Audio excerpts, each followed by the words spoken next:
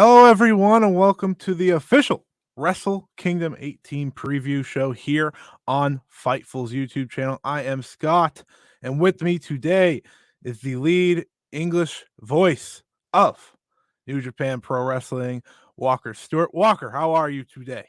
I'm doing fantastic, Scott. You got to know that I am because today we're talking about Wrestle Kingdom. It's my favorite time of the year. It's my new favorite time of the year, but hell, it's my favorite time of the year now.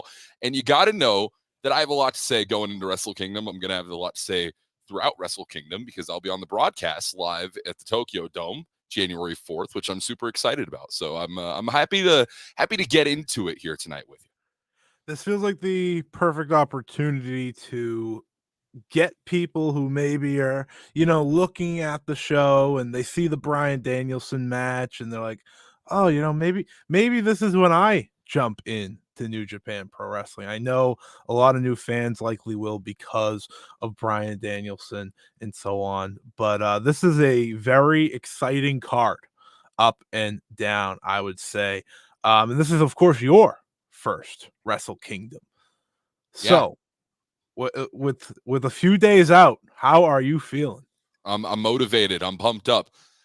There's a lot of high and a lot of positive energy going throughout the locker room right now, and that extends over to the broadcast booth as well, with myself and Chris Charlton on the English side, and then everyone on the Japanese side as well. There's a lot of positive energy emanating out of New Japan Pro Wrestling, and I'd also argue out of Japanese professional wrestling in general, the Noah, the All Japan, the Stardom, everything. Everyone is looking forward to 2024. But I know that it's going to be super exciting because we are the ones who get to kick things off in 2024. And as you know, New Japan always delivers. And I'm excited to talk about what's going to be delivering, what we're going to be delivering on the night of January 4th, and even preview a little bit, maybe going into January 5th. What are our expectations on New Year's Dash as well? Because that's a pivotal moment. That's a turning point oftentimes in New Japan Pro Wrestling at the kick of the year. So, I'm fired up for it overall, though. My first time ever in the Tokyo Dome. It'll definitely be the largest show I've ever been a part of, 8 times over, actually, is what it's sounding like. So I'm super fired up. Can't wait to talk about it with you tonight. New Japan has their hands in pretty much everything Right. this upcoming week. They're calling it Wrestle Kingdom Week for a reason. It starts really on January 2nd with Pro Wrestling Noah. If anyone's looking at that card, it is filled with New Japan matches. Hiroshi Tanahashi and Zack Sabre Jr. will preview their Wrestle Kingdom match and a tag team match, as well as Kaito Kiyomiya, Shota Umino, Ryohei Oiwa, and others taking on House of Torture. I know Tomohiro Ishii is heading on that show, so it's a packed show. And then, of course, January 4th starts before Wrestle Kingdom. And I wanted to make sure, as the Stardom guy, as the Joshi guy here at Fightful, we do touch on this right before, for the first time ever, Stardom will be running Iteon Stardom Gate 2024 from the Tokyo Dome City Hall.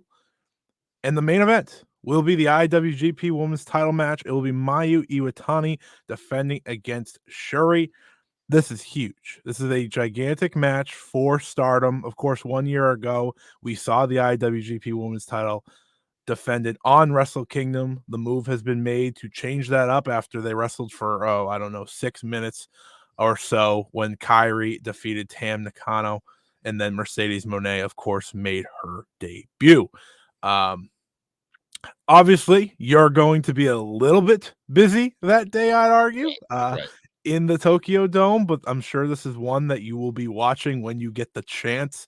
And to me, it's the official kickoff to Wrestle Kingdom, the official, unofficial kickoff in many ways, because when you read those IWGP letters, you know there's prestige, you know there's importance. So, Walker, heading into this match on this first time ever show, what are your expectations? Well, it's the first championship defense for Mayu Iwatani coming off of an injury, coming off of her return at Dream Queendom, of course. And, it's going to be a very interesting time to see. She hasn't defended that championship since November 10th in Dallas, Texas, Lone Star Shootout against Stephanie Vaquer. I'm not really sure what to expect. We know the types of competitors that these two women are. We know the type of champion that Mayu Iwatani has been.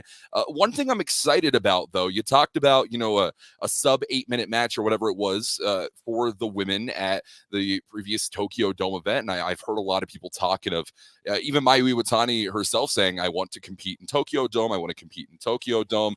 I think this is the first start to that. And in an environment where they might be given a little bit more of an emphasis. They might be given a little bit more of an opportunity to thrive in the Tokyo Dome City Hall event rather than, at Wrestle Kingdom 18. However, I really am hopeful to see in 2024 an emphasis put on Stardom and the connection with New Japan and Bushi Road. I'm hopeful for hopefully a showcase of women's action and Joshi action at Wrestle Kingdoms to come. We know that January 2025, of course, Wrestle Kingdom 19 will be on a Saturday, which, there's talks of people wanting to pack the place out as always. And I think that a women's match would aid to that. So this is just the building blocks, the stepping stones. And I got to say, I'm really optimistic. Whatever result that we get between these two women at the Tokyo Dome City Hall event, I'm fired up for it. And I think it's going to kick us off the right way into 2024. So for those who may not know much about these two, Mayu Iwatani is the icon of Stardom. You talk about the ace in Hiroshi Tanahashi. Mayu has been that for Stardom. She's been there since day one. That's when she made her debut in their very first show, and she's here now representing them on another big stage. Shuri is someone who, former UFC fighter, former World of Stardom champion, one of the best in the world, plain and simple. And in their career going head to head, Shuri has the overall advantage at 2-1. She's won the past 2 matches against Mayu, including in this year's 5-star Grand Prix. So if there's an edge to be had in this big match, Shuri has it, which could mean we are seeing a new IWGP Women's Champion come January 4th, which I think is quite exciting. This is a match that I wanted to see back when Mayu won the title back in April. I felt it would have been a fitting match for a place like Dominion had we seen the IWGP title defended on one of these New Japan shows. But I'm happy we're getting it now, and I think we've reached the point with the title that it could change hands at any time. Yeah, potentially so. And you talk about that last 2 victories for Mayu Iwatani's opponent, but keep in mind, there's a certain confidence and a certain swagger that comes with becoming a champion, and I really think that that's something that you can't underestimate when it comes to Mayu Iwatani. I think a lot of people were doing so at Lone Star Shootout going into her matchup with Stephanie Vaquer. They've underestimated Mayu Iwatani in the past, but a fighting champion as ever, we're going to see if her confidence has been rocked coming off a little bit of a minor injury that she's taken the time to heal up. Of course, it'll be an interesting one to find out at the Tokyo Dome City Hall show, and I hope that everyone supports that event just as much as they may Wrestle Kingdom 18 this year. Absolutely. But let's get to Wrestle Kingdom 18, January 4th, inside the Tokyo Dome. It's the annual big event. I'd say it is one of the most highly anticipated events in professional wrestling every single year. It's right there with the WrestleManias of the world and so on. So, and All In now, of course, that AEW now runs. Right. But this is very exciting. The pre-show will be kicking off, of course, with the Rambo, the annual Rambo. It will all lead to a 4-way in the end. So the final 4 members of this match will then go to New Year's Dash the following day to contend for the KOPW 2024 championship, which of course Taichi won last year. The KOPW championship, I think, has been a lovely addition to the New Japan lineup. So I'm always excited to see the Rambo get some actual stakes to it, unlike it kind of used to. It used to just kind of be, a battle royal for fun. You have this, you've had surprises in the past, and we'll probably have surprises this time around. But I'm looking forward to seeing what or who comes out of the Rambo this year. And really, the best way to preview this is, who would you like to see get into that final four? Well, there's a lot of people that I, for one, am frankly shocked might not be on the Wrestle Kingdom 18 card. I know there's a lot of younger stars that some people were expecting to see, a lot of people who had a very interesting 2023 that they thought might lead to some sort of matchup at Wrestle Kingdom 18. And while that may not be the case, I think that there's always an opportunity to showcase yourself in this preliminary style matchup that could lead to a championship and a big title run when it comes to 2024. You look at the final four people in the Rambo last year. It was Great-O-Khan, Shingo Takagi, Sho, and Toru Yano. We've seen Sho had a very interesting standout in Super Junior Tag League. We now see Shingo Takagi in the never Openweight championship match at Wrestle Kingdom this year against Tama Tonga. We're going to talk about that later on. Great-O-Khan had a great match with John Moxley at Power Struggle, even though he was unsuccessful. And Toru Yano, he's Toru Yano. What are you going to do about it? But the thing is, you always have fun during these matches. It's the Rambo. We're having a good time. And it's the right to challenge, of course. The four-way going to be taking place the next day at New Year's Dash. I know I'd like to see some sort of combination of the War Dogs, Gabe Kidd, Alex Coughlin involved. Of course, War Dogs will also be in action later on in Junior Heavyweight Tag Team Championship defense, which we'll talk about that later on. But the likes that honestly we saw in last year's Rambo, I'm sure that Tai Chi is going to want to come in and try and claim KOPW 2024 at the beginning, become a two-time KOPW champion of the year by the end of this upcoming year, as well as he has for 2023.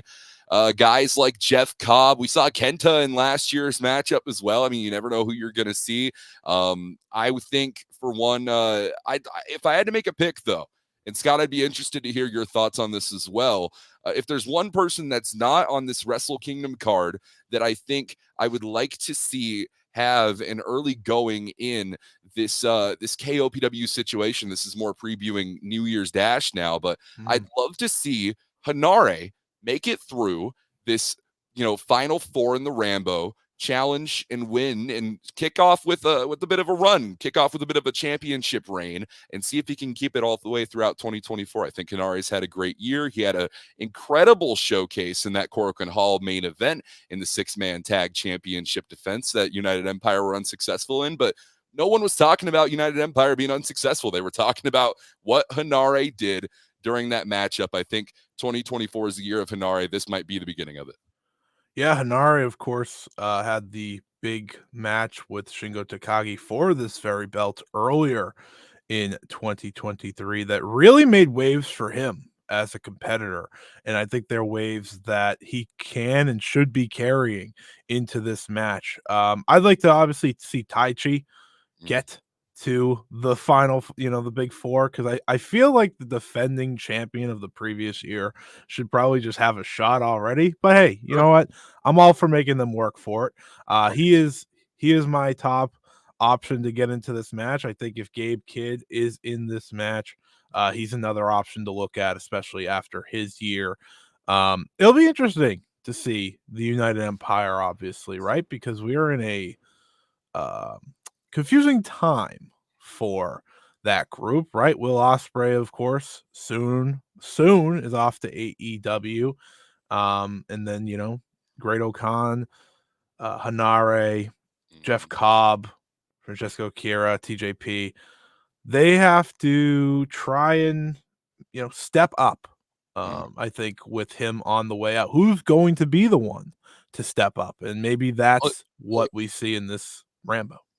Yeah, I mean, Will Ospreay was calling for leadership of some sort, someone that I think 2024 we need to keep our eyes on, and we very well could see in this KOPW matchup at New Year's Dash as well. And I'd love to see him have an opportunity at this. It's Callum Newman, Callum Newman. Yes. I don't know if you saw it, had an incredible showing against Tomohiro Ishii, came away unsuccessful, but it showed us exactly what we thought was capable of Callum Newman, but we needed to see it in action. And seeing the way he took Ishii to the limit while he didn't secure the victory at the end of the day, he's shown that he has the skills to pull off a potential KOPW championship reign for the first part of 2024 and maybe defend it all the way throughout. So you want to talk about stepping up, claiming singles championship gold, claiming a title like King of Pro Wrestling in the year of 2024. I think it's a good way to start it out.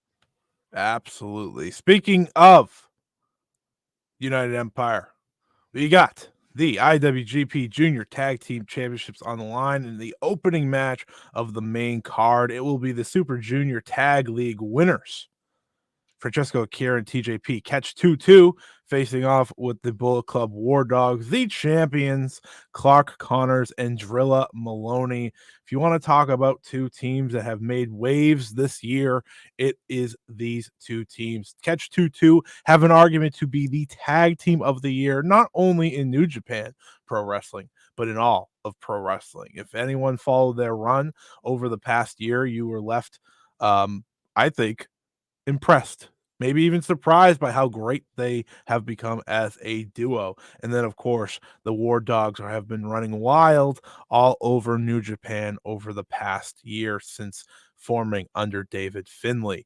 Uh, how do you feel, Walker, about this match? There's a lot of hungry talent in this match, I think. And I think that's kind of the War Dogs mantra in many ways, is being hungry and wanting to prove themselves, especially on this big stage.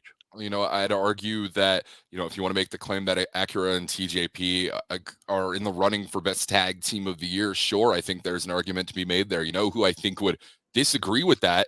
I just recently heard an interview that Clark Connors did where he said he believes not only are they tag team of the year, but beyond that, the best junior heavyweight tag team in the history of New Japan Pro Wrestling. You talk about confidence, right? Yeah. How can you not be confident if you are Clark Connors, if you are Drilla Maloney?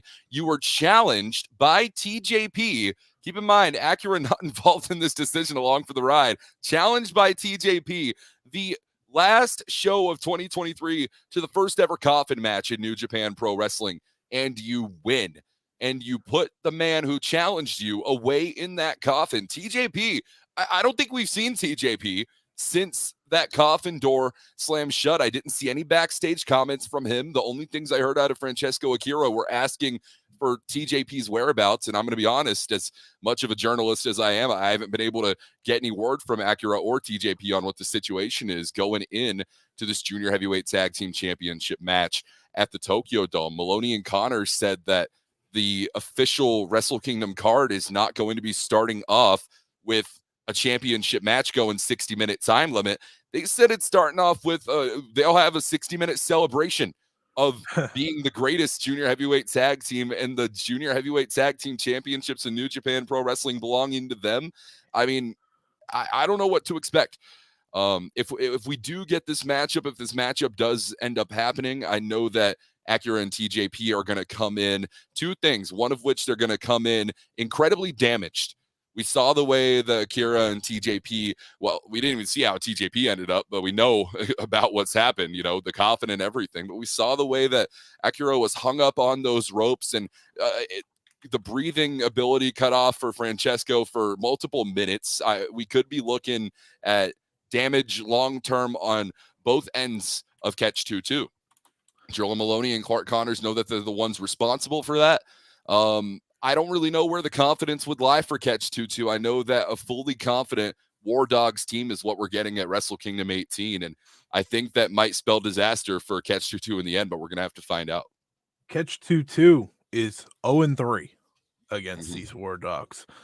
They, of course, lost the junior tag titles back at Strong Independence Day at Cork and Hall, and they have not been able to get their number since. They lost in the tag league, and then they lost that coffin match, as you said.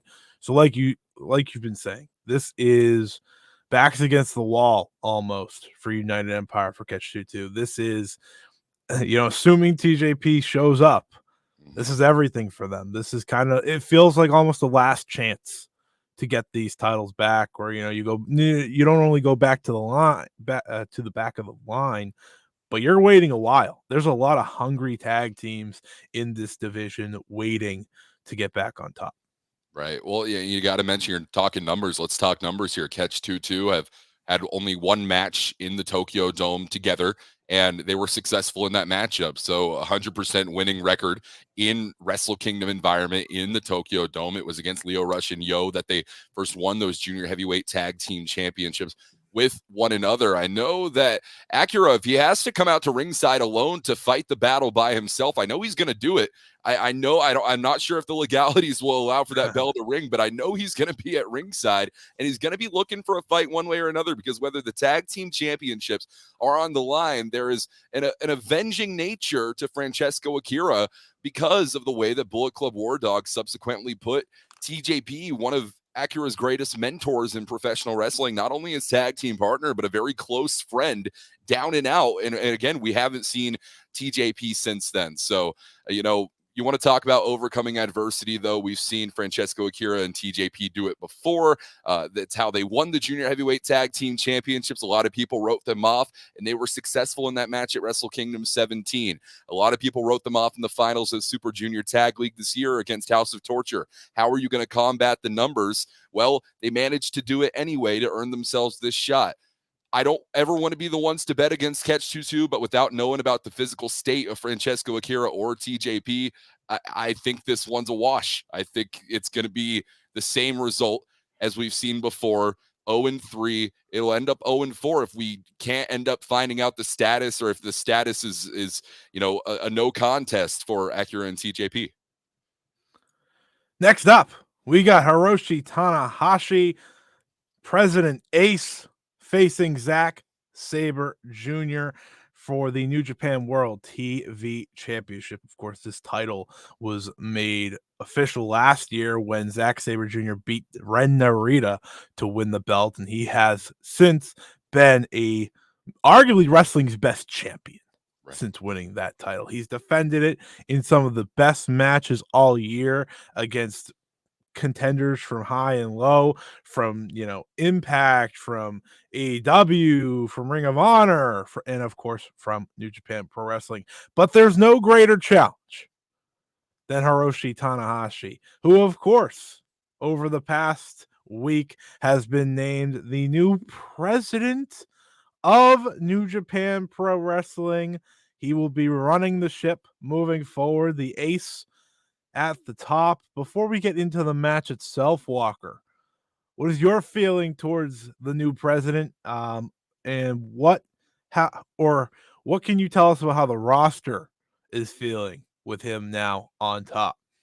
I found out about the announcement the day before it happened, and that was when President Tanahashi said to the locker room that this was happening, and then I ended up hearing it through said locker room grapevine. Now the news is out, and we can talk about it. Hiroshi Tanahashi is a man who I believe would give the shirt off of his back to help anyone in need. He's one of the most selfless people that you will meet, not only in professional wrestling, but also in the history of New Japan Pro Wrestling. And that has been seen time and time again throughout championship reigns, throughout his run. When the company was at one of its lowest periods, Hiroshi Tanahashi was there. I think it is only fitting for one of the greatest professional wrestlers, not only in the world, not only to ever do it, but specifically housed in the New Japan Pro Wrestling walls, to be handed the keys to the kingdom, so to speak, and be allowed to lead from a high-ranking office position. I think a lot of the locker room, I haven't heard a negative word about Tanahashi in my entire career, let alone after this announcement. I think locker room morale is incredibly high when it comes to Hiroshi Tanahashi taking his rightful place in office. President Takami Obari, former President Takami Obari, did a phenomenal job helping New Japan Pro Wrestling through the slug, through the detrimental time, which was the COVID-19 pandemic. But professional wrestling is all about evolution, and I truly believe if anyone's going to be able to take New Japan Pro Wrestling not only beyond those pre-COVID levels and crowds, but also beyond those that we've ever had before, I believe it is going to be the ace, Hiroshi Tanahashi. And that's why I'm very excited for this matchup that we're getting coming up, the NJPW World Television Championship on the line, because I'm sure you know that World Television Championship, when first announced by New Japan Pro Wrestling Management, it was declared as a championship where the effort and the emphasis would be focused on younger talents, right?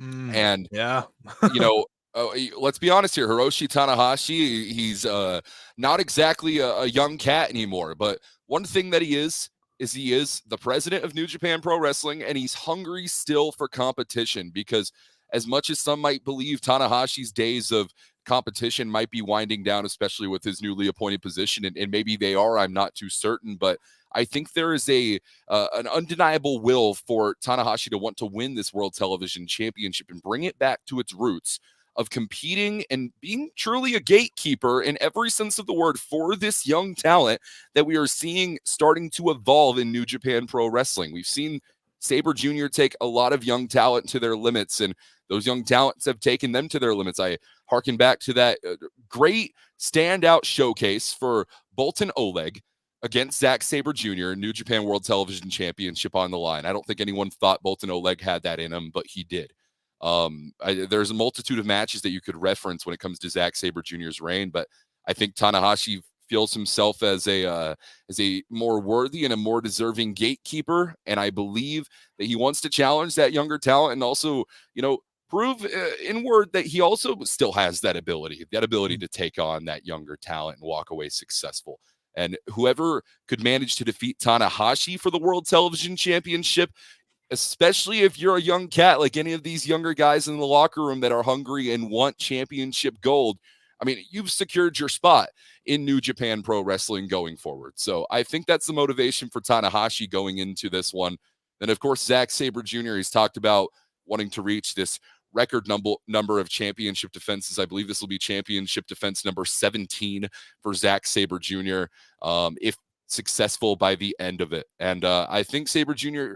has what it takes to be able to pull out the victory over Tanahashi, but two different things on the line here. I really am going to call it a toss-up here, Scott. I think you're absolutely right. I think when it comes to betting against Hiroshi Tanahashi, you never do it. You never bet against the ace. But Zack Sabre Jr. has been unstoppable as champion. Like you were saying, he has beaten pretty much everyone that like he's hit the highs and lows, right? He's hit the powerhouses like Jeff Cobb. He's hit the young up and coming stars like a Shota Umino. He's hit the young lions like a Boltin Oleg. He has been everything you want a champion to be, and I don't think he's just going to be scared of the new president or of the ace here. But when Hiroshi Tanahashi steps in the Tokyo Dome, right, there's few like it. There's few like it in the history of pro wrestling. And I think that another thing to keep in mind for this matchup, we've seen Hiroshi Tanahashi in the Tokyo Dome go in very long form matches, but special time limit here, as is for all World Television Championship defenses, 15 minutes on the clock.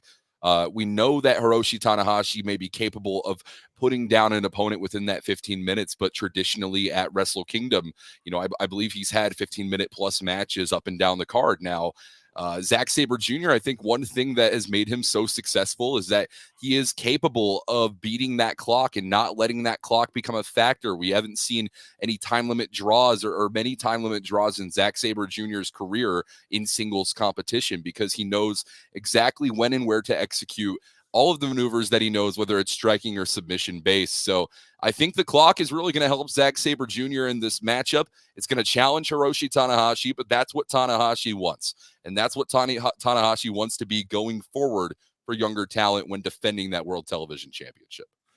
100%. But the young talent will not be more prominent than this next matchup. Two of the big young stars that are trying to take New Japan by storm will face off as Yota Tsuji goes 1-on-1 with Yuya Uemura. This feels like, in many ways, a potential preview for a Tokyo Dome main event someday. But this is as big as it gets, I think, for these two young guys who are trying to prove themselves. Of course, Yuya Uemura is a little bit more is a fresher face, I think. We've seen Tsuji. We know what he's all about. He's had an IWGP World Heavyweight title match. He's been through the G1 climax. Yuya Uemura is still finding his feet here since returning to New Japan, right? He was in the World Tag League with Taichi, and we saw these two, this is when it all started. And now we get to see these two face off. They have a history as young lions, which I think is always fun to see them take the next step. And they had a great chemistry as young lions in the ring. This isn't a very important match. This is one of the most important matches on the card because this sets one of them up for success the rest of the year. It puts one ahead, right? We've seen the Riwa trio try to get ahead. Shota Umino and Ren Narita, they're at each other's necks and have been at each other's necks for a little bit now after after being friendly and being a tag team for a little bit there. These two are trying to do the same. The winner of this match is going on to greatness sooner than the other. I think all four of these young talents are destined for greatness, but this is as big as it gets for both of them. Right. What is your feeling about this match? How have you felt about Yuya since he's come back to New Japan? I've been incredibly impressed with Yuya Uemura. I've actually had the opportunity to see him, some of his matches on Excursion, even before my involvement in New Japan Pro Wrestling, competing in the Deadlock Pro Wrestling Carolina Classic, getting to witness that, as a viewer of Deadlock Pro Wrestling. Of course, Yuya Uemura also competed on a variety of cards in Texas, which I've been very active in the Texas independent wrestling scene for the longest time. So yeah, Yuya Uemura, I've known about him even before his return to New Japan Pro Wrestling, obviously, and he was very impressive in those showings that he had on the independents. The reason I'm referencing those independents, Scott, is because Yuya Uemura has not had a singles matchup in New Japan Pro Wrestling since his return from Excursion, and I think that that's something to have in the back of your mind. Is it a detriment or is it a positive for Yota Tsuji or for Yuya Uemura? I think that's a phenomenal question. On one hand, you have a guy like Yuya Uemura who, he's been competing in these tag team matches. Yota Tsuji might have gotten an opportunity to feel him out, but there's no true feeling out process like when there's no one else in your opposite corner for you to turn to. There's no better opportunity to really learn what type of competitor someone is until they are on their own. I really don't believe Yota Tsuji knows what he's messing with the young Yuya Uemura. I think he picked up a lot of tricks ever since their Young Lion days on his Excursion in the United States. But that doesn't mean that I'm exactly going to award the victory hastily to Yuya Uemura, because we've seen how confident and we've seen how talented Yota Tsuji is. You referenced that IWGP World Heavyweight Championship match at Dominion. These two have really had polar opposite runs post-Excursion, so to speak. Yota Tsuji comes back, immediately challenges for the IWGP World Heavyweight Championship. Yuya Uemura, it's taken this long for him to get this singles matchup. I think that overall, we're gonna have to watch out, because reality is Yota Tsuji. Oh, my camera's going crazy right now. I have no clue what's happening. Wow. Yota Tsuji, it was very interesting to see. I'm going to turn that off for a minute and fix it in a minute. I apologize. Yota Tsuji, man, he is a guy who he how do you say, he didn't want this matchup, it seemed, No. when it came to Yuya Uemura's consistent challenges, he did not want a singles matchup. And I call that a little bit overconfident on Yota Tsuji's end, because who are you to really deny a matchup at Wrestle Kingdom? But however, Yuya Uemura pushed him to those limits, ended up scoring a pinfall victory over him on the last night before Korakuen. That's how this got set up.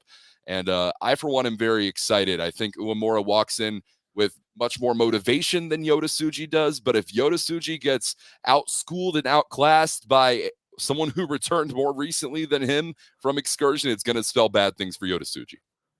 Just an insane record between these two because of all their Young Lions matches, 15, 10, and 22. That is an insane amount of matches against one another.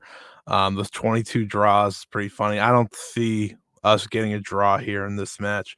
I think as long as Tsuji doesn't show interest, that's going to hurt him in this match. He is going to be challenged by Uemura, and he's going to be forced to care by the end of this match. And I think that's the beauty of these young guys, being hungry and wanting more. And that's why I'm so excited for this matchup. What's up, you guys? Sean Ross Sapp, Fightful. Here to tell you about BetOnline.AG. The highest credit card acceptance industry-wide, 25-plus year track record, safe and secure online environments, payouts in minutes, the fastest in the industry. You can bet big with their high limits and rebet functionality, the earliest line, so odds open before the competition, the industry's best bonuses on every qualifying deposit, and we're talking on everything. Wrestling, they got it. MMA, they got it. Boxing, they got it. But hey, you know what? I know we're Fightful. We don't just live for that. Football, basketball, baseball, hockey, racing, esports, anything you can think of. Not only that, this is exclusively where Fightful gets our lines from. If you hear us talking about lines on a prediction show or on our post shows, it is always from BetOnline.AG. Please bet responsibly and only bet what you can. BetOnline.AG. Next up, we got the big match. This one's exciting, folks. This is a mixture of a lot of chaos over this past year, right? Kaito Kiyomiya, boy, has he been busy. From kicking Okada in the side of the head to get that singles match with him to being humbled in many ways at Keiji Muto's retirement show. Then there's Shota Umino and Ren Narita. What a rivalry these two have developed. We went from them wanting to destroy each other to them being a tag team to Ren Narita turning his back and doing maybe the most dastardly thing anyone can do in New Japan Pro Wrestling, and that is joining the House of Torture, and that's what brings us to this match. It'll be Shota Umino and Kaito Kiyomiya facing Evil and Ren Narita. Walker, I know you've been getting into New Japan more and more since getting the job. These House of Torture guys, I'm sure you're big fans of them. Well, fans, I don't know if I'd exactly say. I can definitely tell you I have opinions. That's for sure. Yeah. Some of them are not appropriate for the broadcast, but hey, I'll have to say this. So, but I'll say this. I referred on social media and even on the broadcast occasionally to House of Torture as a cult, but it's not a cult in the sense of, I don't truly believe there was a recruitment of Ren Narita because, we love Ren Narita and blah, blah, blah. I think they did unlock a darker side to Ren Narita. I believe they are going to take advantage of Ren Narita. But the true effect that this had was less on Ren Narita and more on the aforementioned Shota Umino. Now, we saw suffice to say, difficult to call it this, but I'll shoot like I shoot. It is a mental breakdown that we saw from Shota Umino following the mathematical elimination of Narita and Umino from World Tag League. And then, of course, the next World Tag League Block A matchup that we saw for Umino and Narita was against House of Torture. That is exactly when the betrayal took place, and it's a day that Shota Umino will never forget. I find it incredibly poetic that two people who are at odds at each other's throats came together. We thought that they were going to be soul-bound. We thought that they were going to be two men that, at the very least, always had respect for one another, but did want to do battle in singles competition against one another as well. They said that in the build up to the first ever World Tag League they competed in this year. They said the goal is World Tag League this year, Tag Team Championships at Wrestle Kingdom 18, and the main event 2025 Wrestle Kingdom 19 for the World Heavyweight Championship in New Japan Pro Wrestling. They didn't get that World Tag League. They did not get the IWGP Tag Team Championships at Wrestle Kingdom 18. Instead, they get each other in tag team action, and they're on opposite sides. So it's interesting to see how things work out. But yes, Umino wants his hands on Narita. We thought multiple times over he was going to be able to do so because they have competed technically in tag team matches against each other, but that technically is there's an emphasis there because Narita had played keep away from Shota Umino, attacking from behind, keeping it from being a legitimate contest. And while Umino did end up getting his hands on Narita, eventually you can know that enough hasn't happened for Umino to feel satisfied. It's not just going to be about a victory here. It's going to be about punishment. It's going to be about retribution. And he's enlisted the help of Kaito Kiyomiya, who you want to talk about hard hitters. You mentioned that Kazuchika Okada kick. Hard hitter is Kaito Kiyomiya up and down the world. So I think that Shota Umino has great talent in his corner and on his side. I think an X factor in this matchup is going to be Evil. Evil had a very interesting 2023 for a multitude of reasons. However, I think Evil is the least talked about person in this matchup, and egos are egos in professional wrestling. You can know that Evil's not too happy about being one of the least talked about parts of the match, and he's going to want to stand out going into 2024. So I think a lot of people shouldn't be writing off Evil. I think a lot of people shouldn't be writing off Kaito Kiyomiya, despite how Kevin Kelly very well may go and tell you that Kaito Kiyomiya is not worth the salt that anyone gives him credit for due to his G1 performance. I think that there's a lot of talent that we're going to be seeing in this matchup. 30-minute time limit on the clock, and I know it's going to be a good one. A former IWGP heavyweight champion, right? He held the double belts, and that's Evil. You have a multi-time GHC heavyweight champion in Kaito Kiyomiya, and then you have the two upstarts. If you're looking for a match that could, unexpectedly steal the show, I think this one has that potential just because of all the factors working here and, the hatred between the two young talents. It's very different from Yuya and Yota Tsuji. There's a lot of care. There's a lot of hate in this match, and I think that's going to make it one worth checking out. But let's get to another title match. It is the Never Openweight Championship. Shingo Takagi defending against former champion Tama Tonga. These two have faced off quite recently. It's where Shingo Takagi won the Never Openweight Championship, and now they will run it back. Shingo Takagi has had a very interesting couple of years when it comes to Wrestle Kingdom. 2 years ago, he entered Wrestle Kingdom defending the IWGP World Heavyweight Championship. Last year, he was just in the Rambo, but he did get through and, of course, won the KOPW Championship, and now he will be defending the Never Openweight Championship. Tama Tonga is one of the most over professional wrestlers in New Japan. Those crowds love this man. It's going to be an interesting clash of styles. I think this is going to be a fun one. How do you feel about this one now that Tama Tonga gets his rematch? Right. It's a rematch from Fighting Spirit Unleashed. Tama Tonga walks in to October 28th Fighting Spirit Unleashed event after challenging Shingo Takagi. I believe it was back at Royal Quest. And then, of course, that matchup happens. Veda Scott and I on the broadcast discussed the curse of the first championship defense. There are a lot of times champions across professional wrestling, they win the championship, they're overcome by excitement and by emotion.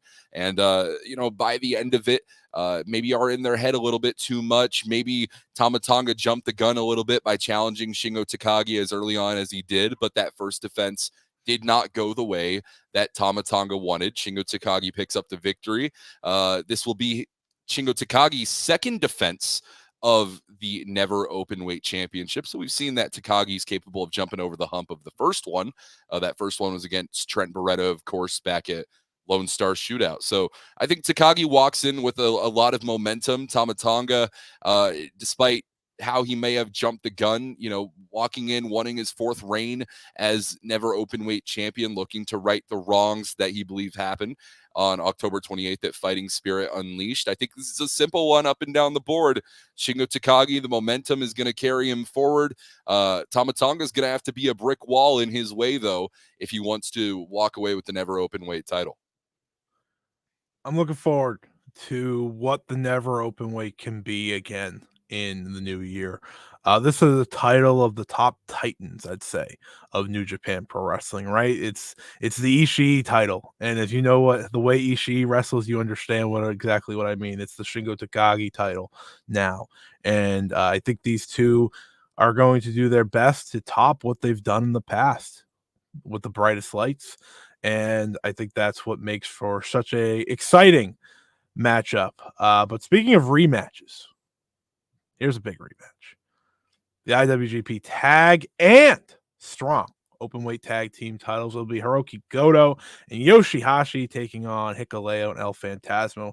Of course, Hikuleo and El Phantasmo have been making the rounds They've been doing a lot of interviews. They did one here, of course, with Fightful, and they've said a lot over the past couple days, whether it's the mystery around ELP and, maybe his future. There's also, of course, them coming together and really becoming a dynamic duo and kind of representing God in, this new tag team. Wrestle Kingdom has a lot of history of the Guerrillas of Destiny, but this is a very new version of that. El Phantasmo has become a beloved wrestler. Hikuleo had a breakout G1 climax where he was able to make it to those semifinals. But you want to talk about great tag teams, there may be no better tag team in pro wrestling than Bishamon. Right. They have been holding those titles for a very long time. They won World Tag League, and they said, let's do this again one more time, but with all the belts on the line. Well, you can't. You're burying the lead here, Scott. You can't just say they won World Tag League again or whatever. Three-peat, a record, a historic 3-time victory for Yoshihashi and Hiroki Goto, 2021, 2022, and 2023. So you want to try and talk to me and say that 2024 isn't the year of Hiroki Goto and Yoshihashi? I mean, they have 3 years of momentum carrying them forward, of success after success after success. That doesn't exactly mean that I think that they're walking away the victors, though, because as you mentioned, El Phantasmo and Hikuleo walk in with a chip on the shoulder of sorts because, yes, they wanted this matchup at the Tokyo Dome. This is what they were in World Tag League for. This is the experience they wanted to have, but they wanted to be the ones who had to make the challenge. They wanted to be the ones who could say, we won World Tag League 2023. We earned this shot. I know that there are some members of the tag team division that do not believe El Phantasmo and Hikuleo truly earned their shot at Wrestle Kingdom 18 against Bishamon. And I think that, there's some debate to be had there. But tell me this, who else went 40-plus minutes with Yoshihashi and Hiroki Goto during World Tag League? I know that we had 30-minute time limits on everything but the finals. Atlantis Jr. and Soberano Jr. ended up taking Yoshihashi and Hiroki Goto to a time limit draw. But would that have gone to 40 minutes? We didn't have enough time to find out. But El Phantasmo and Hikuleo took it to that place. I mean, you want to talk ELP as well. Star-making performance in that matchup. If there was a time where I believed anyone could defeat Yoshihashi and Hiroki Goto, it was during that match. El Phantasmo and Hikuleo are going to have to try and recapture that magic at Wrestle Kingdom 18. And I think it's going to be a hard thing to do. Both of these teams walking in on their third defenses for their respective championships in their current reigns. We're talking multiple-time champions in Yoshihashi and Hiroki Goto who have been a team for as long as they have. El Phantasmo and Hikuleo can't exactly say the same thing. So when you're looking at the tail of the tape on paper, you would go with Bishamon as the winners of this matchup. But El Phantasmo and Hikuleo, they're walking in different dogs, so to speak, different gorillas, and their destiny very well may lie with new tag team championships and retaining the ones that they've held on to for the past few months. I don't think this will be going 40 minutes this time around. I think that's my big take. I think these two teams, they know each other. They're very fresh in each other's minds. This is going to feel more like a continuation of that 40-minute fight, that 40-minute battle to win World Tag League. And there's 2 pairs of belts on the line here. That is as big as it gets for tag team wrestling. It's not just the IWGP tags, those strong tags. Bishamon knows what it's like to hold those titles. And I think that's what creates such excitement for this matchup. I see these two teams slugging it out. And I think it's just going to come to who on GOD can, overcome Bishamon. Is that possible? Can you overcome Bishamon? Right. Well, I think a point is to be made that there's some overlap with these teams, and one factor that I think is going to play into this matchup a lot. What Yoshihashi has is there are certain things Yoshihashi has in his ability and his style that Hiroki Goto cannot reproduce. There are certain things that El Phantasmo can do that, try as he might, Hikuleo just does not have that same impact or ability. And there are things that Hikuleo can do, specifically in that power and height department, that strength department, that El Phantasmo can't replicate either. So both team members on each team complement each other so well that I know we're going to be getting a competitive match out of this. It's why they went 40 minutes before. It's why it was such a compelling matchup when it happened in Block B in the early goings of World Tag League. So, I definitely don't know which horse I would back in this, so to speak. Definitely not Masked Horse. I don't think he's going to be on the Wrestle Kingdom card, but Bishamon and God, it's going to be one to watch out for. This is definitely going to be a tag team matchup that you're going to want to have your eye on. If there's a match that could steal the show before the big three, it's this one right here. The IWGP Junior Heavyweight Championship. It is a story rivalry going head to head here. Hiromu Takahashi, El Desperado. For me, it doesn't get better than this, especially in junior wrestling. Right. These two have had wars with each other. They have arguably the best match of the COVID era of New Japan.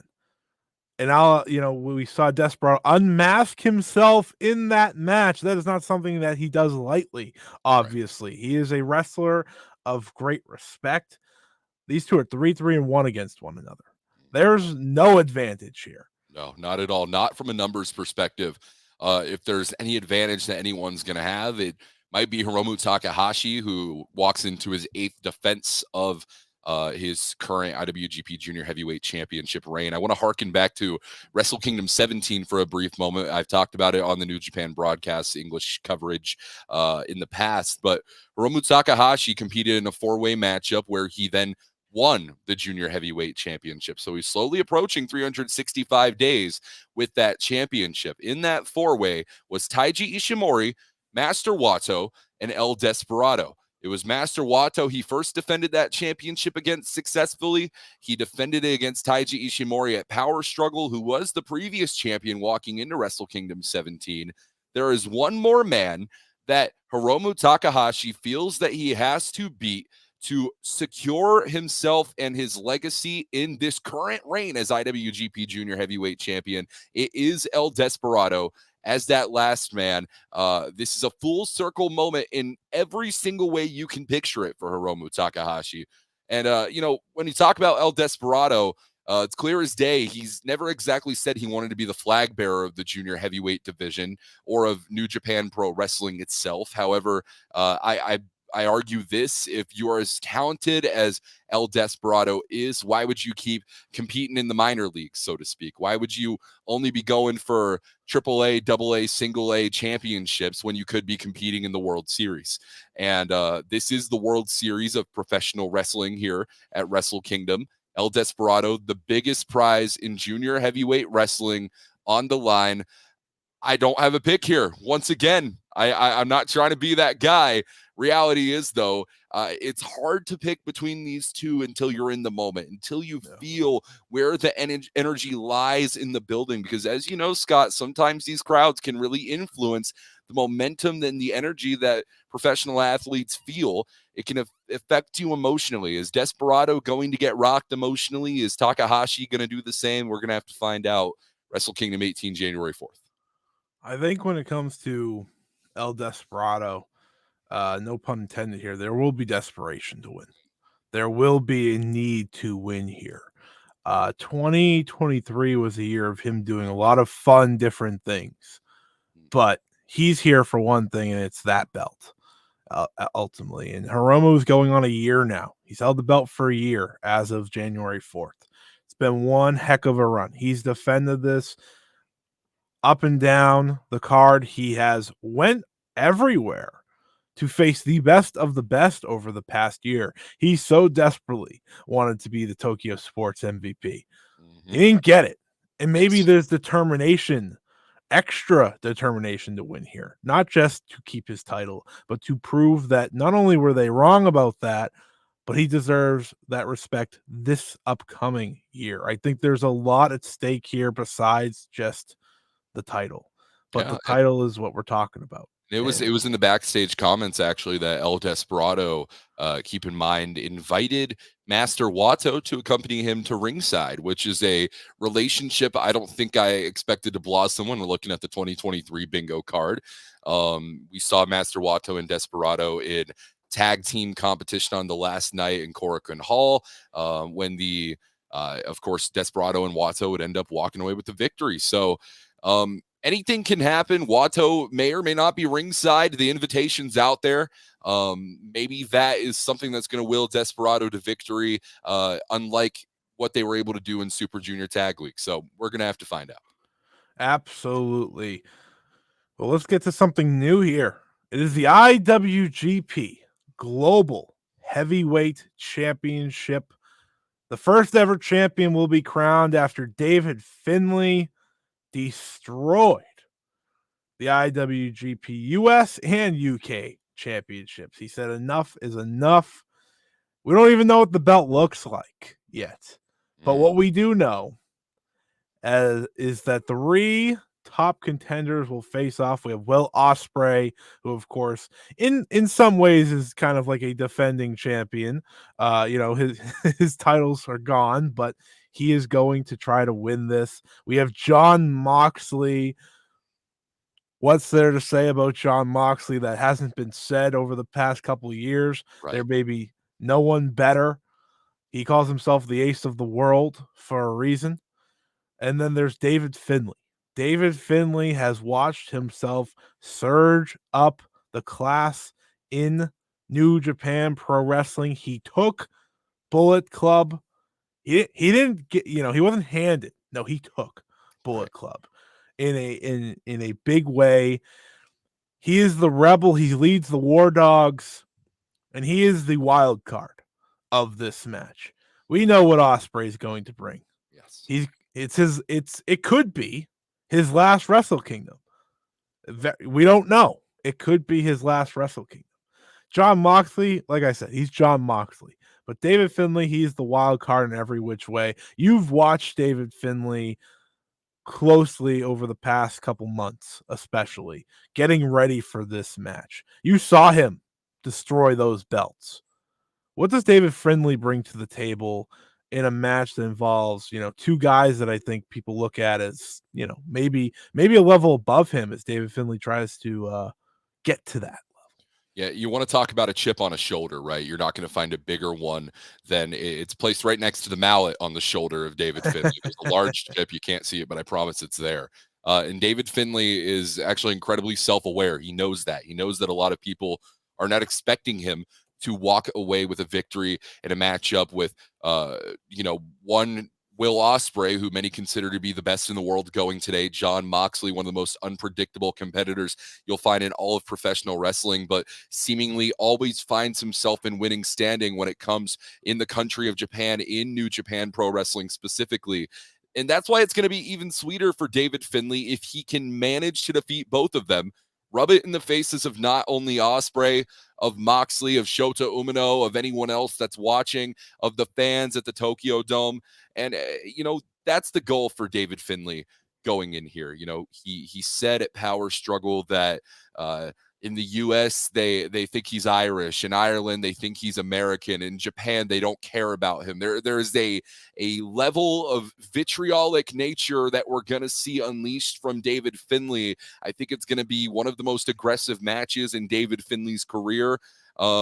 And it's, again, hard to pick in this one, but if there's anyone who has more to prove in a 3-way matchup for a new championship, a new era of the Global Heavyweight Championship in New Japan Pro Wrestling, it's going to be David Finlay that has the most to lose and the most to gain. But, my good pal Chris Charlton said it best himself. The world comes to fight the IWGP World Heavyweight Champion, and the Global Heavyweight Champion goes to fight the world. So whoever walks away with this championship, they're going to be representing New Japan Pro Wrestling, whether it's Will Ospreay or Jon Moxley who do it willingly, whether it's David Finlay who does it only for himself and begrudgingly for the company, all across the world. I can't wait to see what happens not only in this matchup as a match specifically and in containment, but also with the Global Heavyweight Championship itself. I think it's a new and interesting concept going into 2024, especially when there have been talks in New Japan Pro Wrestling and Bushiroad making public statements about potential expansion into Southeast Asia, continuing growing the market in New Japan Strong in the United States, and even outside of Southeast Asia, going into other continents and countries as well. So I can't wait for this, and we're going to have to wait to see how it goes down Wrestle Kingdom 18. There's an interesting twist to this match where it's David Finlay almost trying to protect New Japan, right? He's the signed talent to this company. I don't know if he sees it that way. I don't know if he's trying to protect New Japan, but maybe fans will in that respect. Of course, Will Ospreay, we know that he has another date after this, and that's at Battle in the Valley. Right. Against one Kazuchika Okada. Right. Well, we haven't got the match graphic, but he said, if I win this match, I'm putting the global title on the line there. And that brings us to the big special singles match, the rematch from Forbidden Door 2. It'll be Kazuchika Okada going 1-on-1 with Bryan Danielson. I don't know if there is a match that just screams all-timer than this one. You look at the card here if you're watching the video, and you know that this is going to be something special. Right. I mean, all-timer, you already know, Scott.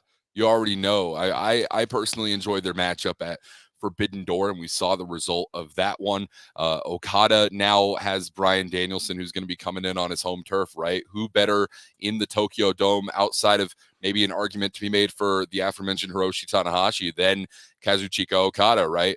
A lot of success has come for Okada in the Tokyo Dome. Meanwhile, we haven't even seen Bryan Danielson in New Japan Pro Wrestling since 2004, teaming alongside Curry Man as IWGP Junior Heavyweight Tag Team Champion.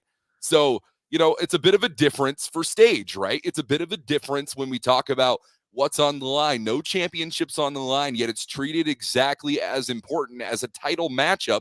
60 minutes are on the clock for Danielson and Okada. And it wouldn't shock me if this went the full 60 in the Tokyo Dome, with Danielson having as much motivation as he does, with Okada having the exact same. But you have to keep in mind that Bryan Danielson's beaten down. He's just competed through a very, very grueling Continental Classic in All Elite Wrestling. He has made it very public that he is winding down his professional career. He's gone on record to call this one of his, if not the last active year for the American Dragon. What a way to start the cap off, so to speak, with a matchup at the Tokyo Dome at Wrestle Kingdom. But Okada says he's going to send Danielson into early retirement, that he's not going to be able to hold his own child by the time that Okada's done with him. I'd be freaked out. I'd be scared if I was Danielson, having one of the greatest professional wrestlers in the world saying that they were going to do that to me. I'd be scared if I wasn't one of the greatest professional wrestlers in the world, and if I wasn't named Bryan Danielson, right? We are getting these two in their primes, Yes. head to head in the Tokyo Dome. Right. There's something to be said about Bryan Danielson stepping into Wrestle Kingdom and wrestling Okada, just from a spectacle standpoint, right? Many times when we talk about these big events, I think we can forget about the spectacle aspect. Feels bigger than life itself. And when these two face off with a roaring crowd, there may not be anything better. And that's not a shot at anything in pro wrestling. That's not a shot at anything on this card. But it's very rare you get two of the best ever to go head to head in their states. And like you said, Bryan Danielson, he is beat down, but Bryan Danielson's always beat down. That doesn't, it almost doesn't matter when it's him, because he knows where he has to be, and he has really talked down Okada. Right. In the most recent video released by New Japan, he overlooked a lot of Okada's training. He kind of mocked Okada in many ways, which that's not something you do. You don't anger the Rainmaker. Mhm. You don't do that. He's already angry, He's already angry. He has a loss. He needs to avenge that loss. And their history of they faced each other twice, once in a tag, once in the singles. Danielson's won both, but Danielson's got hurt in both. That's something worth watching in this match.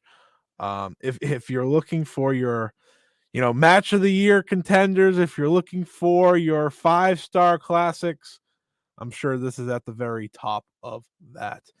This should be absolutely sensational. But let's get to what I think is certainly one of the most talked about Wrestle Kingdom main events in recent history. Maybe it's not a good thing, the way people are talking about it, but it's talked about nonetheless. It is Sanada defending the IWGP World Heavyweight Championship against the G1 Climax winner, Tetsuya Naito. And I'll just say this, and Walker, I know you'll get into this because there's a lot of people not sold on this match. There's a lot of people not sold on the idea of Sanada main eventing the Tokyo Dome. There's a lot of outcry from Western fans. They would prefer to see Okada and Danielson main event with no title on the line. There's a lot more history to this match than maybe anyone's giving credit to. 18 years. New Japan released one of the best videos I've seen all year, hyping up this match. These two go back to training, go back to trying out. And we've seen them, right? They have a history together, whether it's through their Keiji Muto connections, whether it's through being part of LIJ together, or if it's all about just winning the big one and proving you belong. Naito's fighting for that roll call. He wants that roll call to close out Tokyo Dome. This might be that last chance to do that. We know Tetsuya Naito's health isn't tip-top shape. Those knees are in rough shape, but he's still Tetsuya Naito. And Sanada, people don't want to give him credit. I will give him credit because I think he has stepped up. Right. Maybe not selling this match like people want him to. The match sells itself for me. It does. Yeah. There is a history there that goes beyond LIJ, that goes beyond, like I said, 18 years go into this.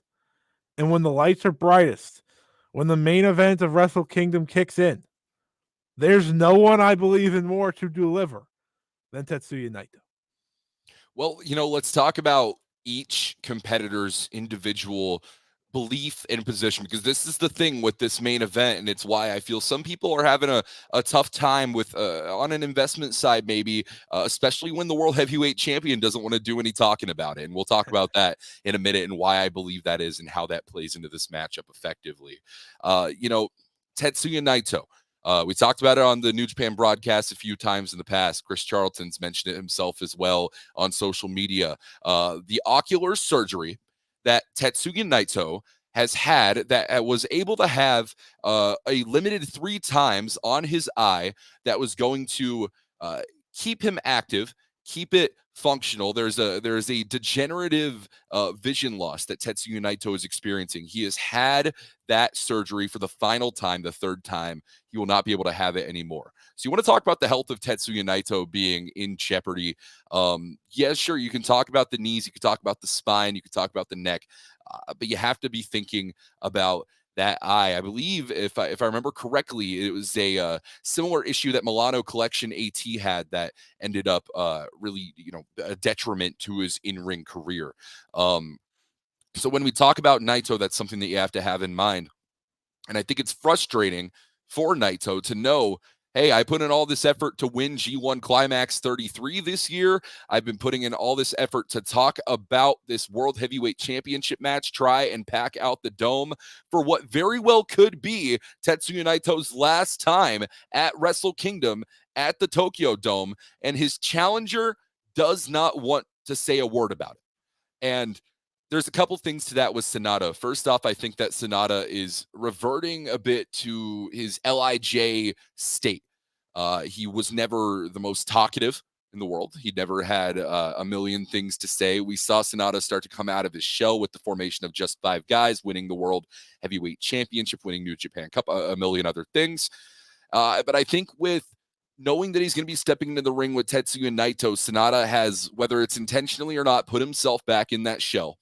And it is a shell that, while it may be protective, it is going to have a lot more artillery thrown at you because you're in it, because the world sees you in it. So Sanada, he has a lot of negative criticism going his way for his lack of willingness to give backstage comment, to talk about the IWGP World Heavyweight Championship match at the Tokyo Dome main event. But he believes that it's not how much you want to talk, it is how it is settled in the ring. He knows all about the 18-year history. Tetsuya Naito talks all about the 18-year history. But just because Naito talks about it doesn't mean that Sanada isn't going to be feeling it, and doesn't mean that Sanada is not going to be putting the hurt in on Naito because of that 18 years of what is pent up. Sanada believes that he was held back in LIJ by Naito. I think that there's a conversation to be had there, whether you disagree or you agree. Sanada feels that way, and there's no changing that.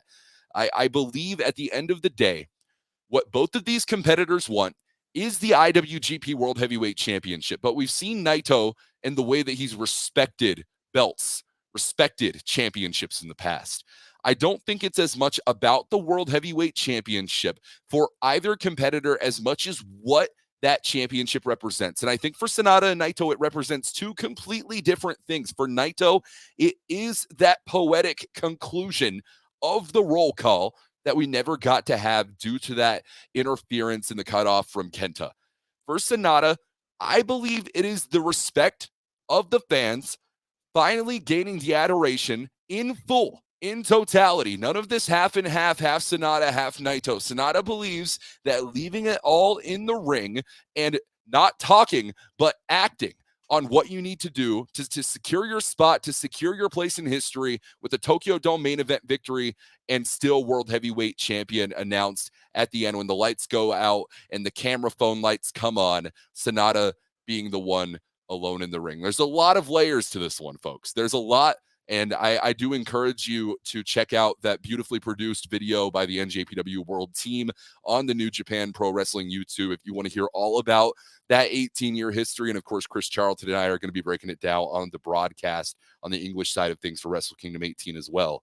But, man, as you said, this matchup on paper, the history between these two, Scott, I could not be more fired up. There is no better first for me. This is my first World Heavyweight Championship match in New Japan Pro Wrestling I'm ever getting to call. I would not choose any other one than this Sanada Naito main event. It's going to tear the house down. 100%. And I think it's worth noting the last time Tetsuya Naito held a championship, it was alongside Sanada as IWGP Tag Team Champions. Now, it wasn't for long. That was the last time. Naito has been working to get back here.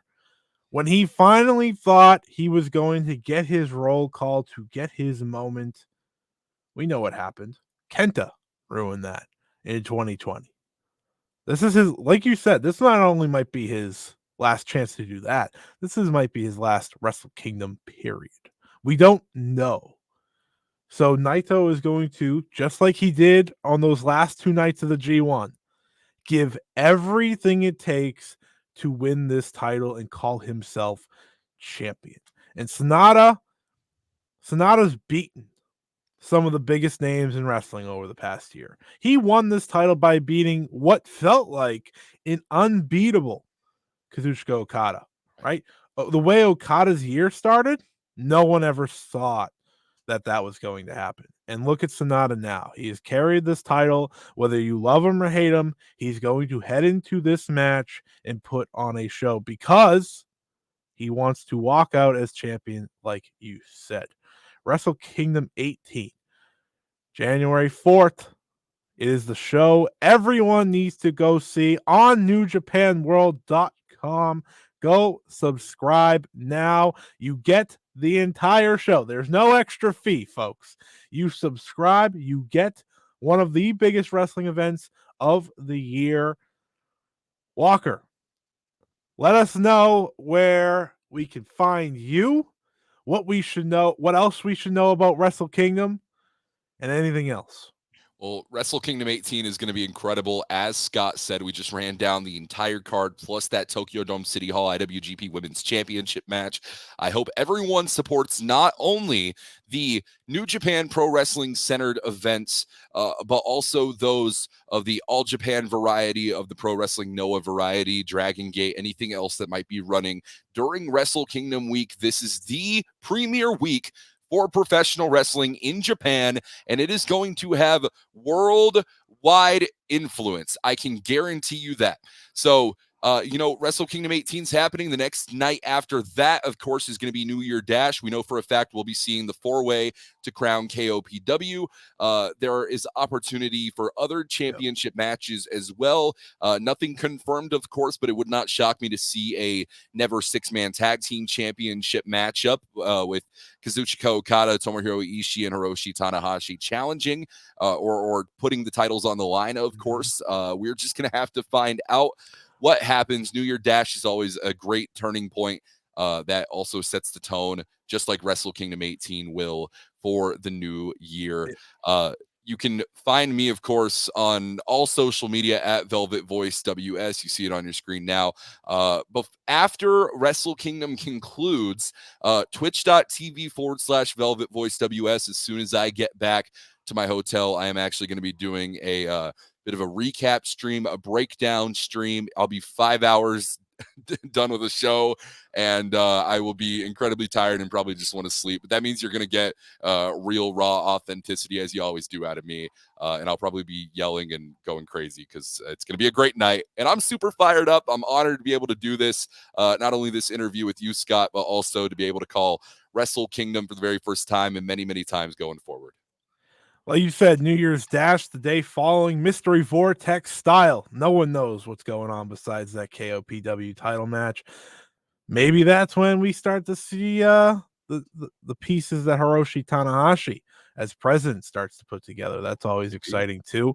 It was a year ago that Kazuchika Okada teamed with Kenny Omega in the main event of New Year's Dash. So it's definitely a show you're going to want to check out. Walker, thank you so much for coming on here.